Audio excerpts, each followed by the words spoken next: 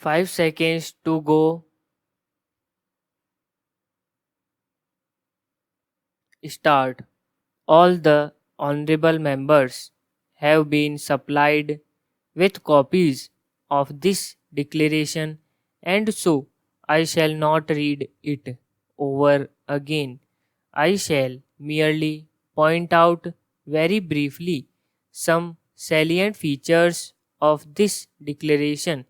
It is a short and simple document in 4 paragraphs.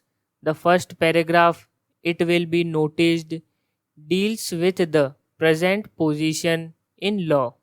It refers to the British Commonwealth of Nations and to the fact that the people in this Commonwealth owe a common allegiance to the Crown. That is, law is the present position. The next paragraph of this declaration states that the government of India have informed the governments of the other Commonwealth countries that India is soon going to be a sovereign independent republic. Further, that they desire to continue her full membership of the Commonwealth of Nations, accepting the King as a symbol of the free association. The third paragraph says that the other Commonwealth countries accept this, and the fourth paragraph ends by saying that all these countries remain united as free and equal members of the Commonwealth of Nations. You will notice that while in the first paragraph this is referred to as the British Commonwealth of Nations, in the subsequent paragraph it is referred to only as the Commonwealth of Nations. Further, you will notice that while in the first paragraph there is the question of allegiance to the crown which exists at present, this question does not arise later because India, by becoming a republic, goes outside the crown area completely. There is a reference in connection with the Commonwealth to the king as the symbol of that association. Observe that the reference is to the king and not to the crown.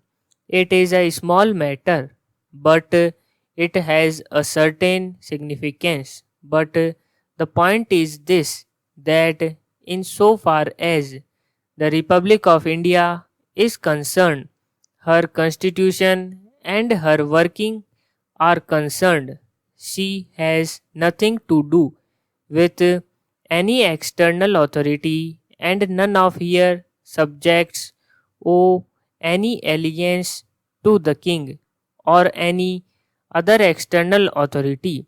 The Republic may agree to associate herself with certain other countries that happen to be monarchies or whatever they choose to be.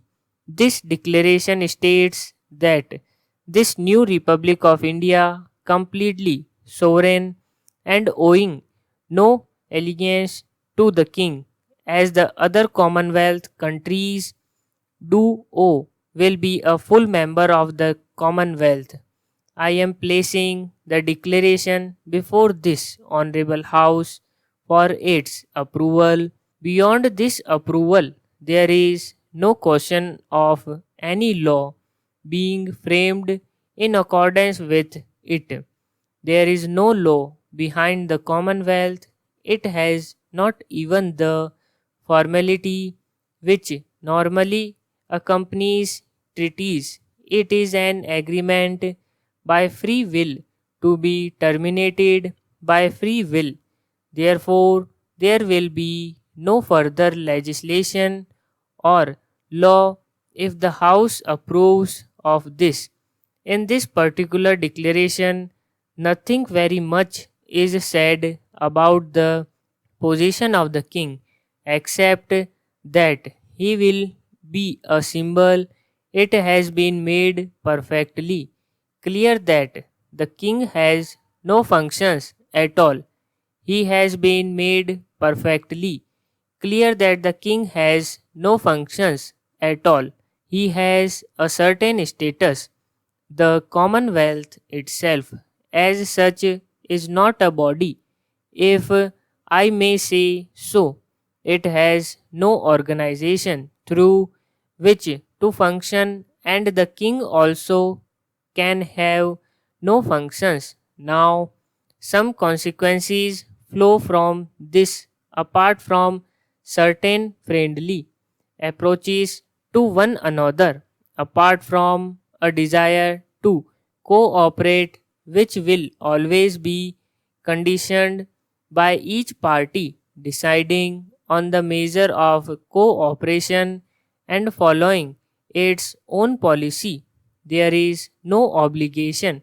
There is hardly any obligation in the nature of commitments, but an attempt has been made to produce something which is entirely novel, and I can very well understand lawyers on the one hand feeling somewhat uncomfortable about a thing for which they can find no precedent or parallel.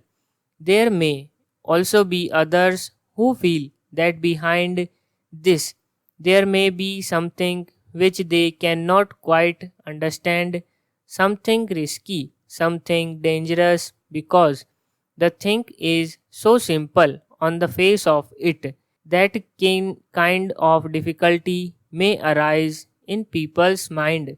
What I have stated elsewhere, I should like to repeat.